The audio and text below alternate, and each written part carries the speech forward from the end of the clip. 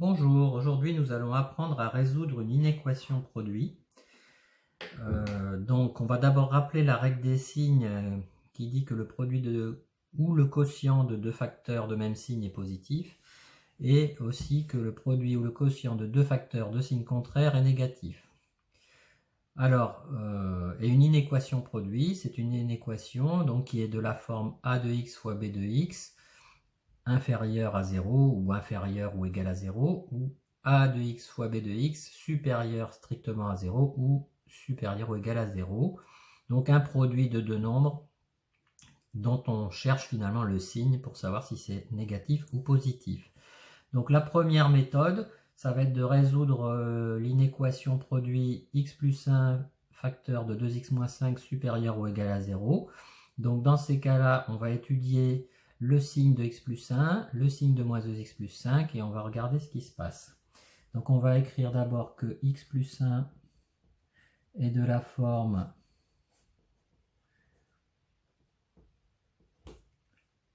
mx plus p avec m égale 1 supérieur à 0. Donc on va pouvoir donner le signe de x plus 1 puisqu'on a appris à le faire dans le paragraphe précédent. X plus 1 s'annule pour x égale moins 1. De la même façon, le deuxième facteur, moins 2x plus 5, est l'expression d'une fonction affine de la forme mx plus p. Donc on peut écrire que pour moins 2x plus 5, on a m égale moins 2 qui est négatif. Voilà.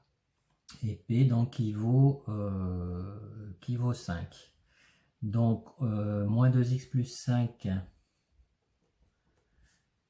s'annule lorsque moins 2x égale moins 5, c'est-à-dire lorsque x est égal à moins 5 sur moins 2, donc moins p sur m égale donc 5 demi. Voilà. Donc alors, moins 1, alors on va regarder ce qui se passe pour toutes les valeurs possibles de x.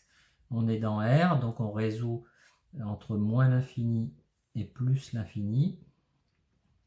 Ici, donc on sait que on va étudier le signe de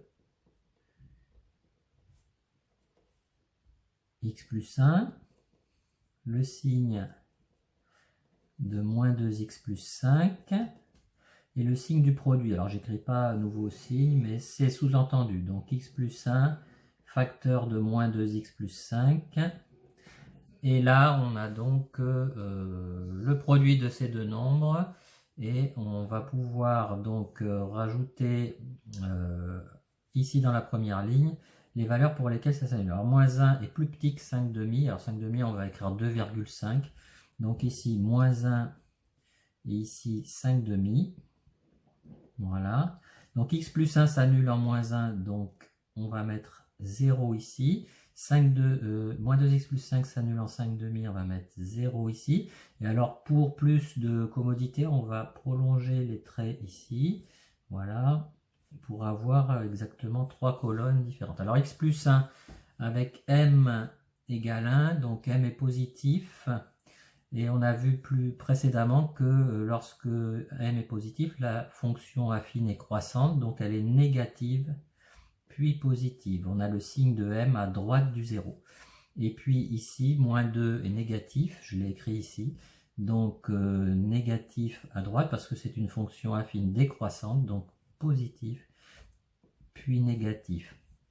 On applique la règle des signes par produit, un nombre négatif multiplié par un nombre positif donne un nombre négatif, ici positif, moins fois plus fois moins, pardon, égale un nombre négatif.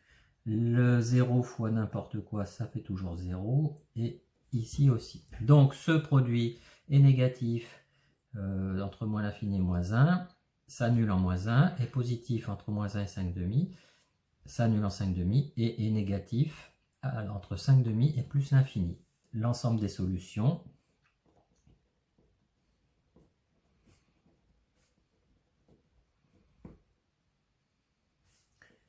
et S égale, alors on cherchait quand est-ce que c'est positif ou nul, ben, il faut regarder là où il y a un plus, c'est positif ou nul, donc c'est entre moins 1 et 5 demi.